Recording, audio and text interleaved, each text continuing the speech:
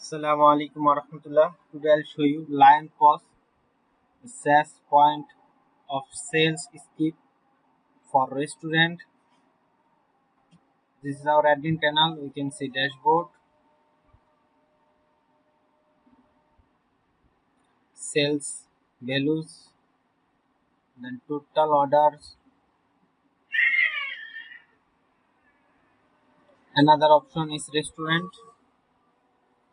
You can add restaurant, edit and delete also, loggings, deactivate, then finance. You can see all finance history is orders, total, then platform fee, need, then processing fee, then delivery income, and then profit. You can see all orders information, then app,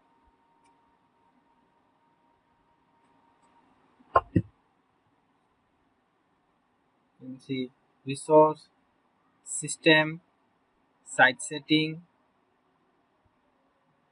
You can customize so many options, image, setup, finals, then location, plugins,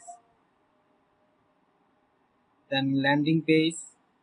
You can add landing page, edit and delete also, then pricing plan, and add pricing plan, then pages, you can add pages, edit and delete also, translation, support, you can customize your profile, change your password. If you want this, check out link in the description below. Thank you.